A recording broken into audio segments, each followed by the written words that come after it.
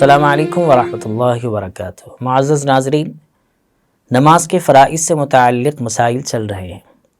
نماز کے فرائض میں سے ایک فرض سجدہ کرنا بھی ہے، لیکن پہلے ہمیں یہ معلوم کرنا ہوگا کہ سجدہ کہتے کسے ہیں، کیونکہ کسی بھی عمل سے پہلے اس عمل سے متعلقہ پورے مسائل کا علم ہونا ضروری ہے۔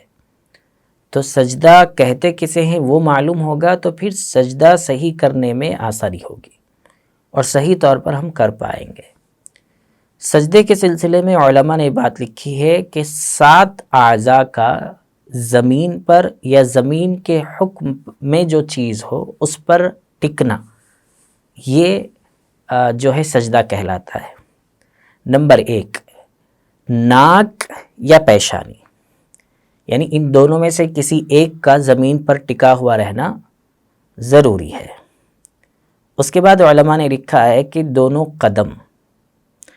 قدم یعنی پیر کے جو 2 حصے ہیں، قدم والا جو حصہ ہے وہ اس کا زمین پر ٹکا ہوا رہنا، اور اسی کے ساتھ ساتھ لکھا ہے علماء نے کہ دونوں ہاتھ، یعنی جو ہاتھ کی ہتھیلیاں ہیں، ان دونوں کا بھی زمین یا زمین کے حکم میں جو چیز ہے اس پر ٹکا ہوا رہنا، اور ایسے ہی دونوں گھٹنے۔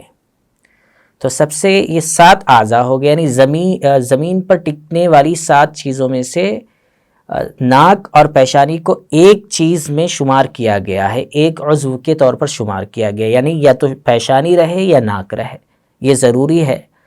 اور بقیہ جو قدم ہیں، دونوں قدم ہیں اور ایسے ہی دونوں ہاتھ ہیں، تو یہ ان دونوں کا بھی زمین پر رہنا چاہیے، اور ایسے ہی گھٹنے کے جو 2 حصے ہیں، 2 گھٹنے ہیں، اس کا بھی زمین پر رہنا یہ سجدہ کہلاتا ہے۔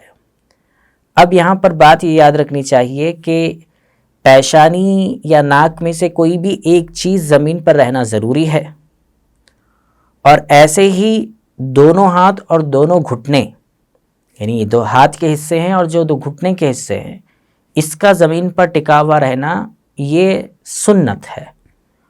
اور ایسے ہی قدم کے بارے میں علماء کا اختلاف ہے کہ بعض علماء اس کو زمین پر رہنا، ٹکنا اس کا فرض کہتے ہیں، اور بعض علماء اس کو واجب کہتے ہیں۔ بہرکیف ضروری تو ہے۔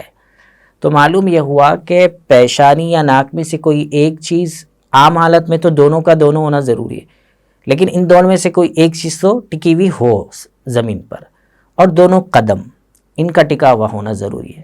بقیہ دونوں ہاتھ اور دونوں گھٹنے یہ رہیں گے تو ہی سجدہ ہوگا، لیکن یہ ہے کہ اس کا جو عمل ہے یہ کس درجے کا ہے، اس کے بارے میں بات بتائی گئی کہ یہ سنت ہے۔ تو یہ 7 چیزیں جب زمین پر رہے گی یا زمین کے حکم میں جو چیز ہوگی اس پر ٹکے گی تو یہ سجدہ کہلائے گا۔ ہم یہ بات دیکھ سکتے ہیں کتاب تحتاوی پیج نمبر 229 پر۔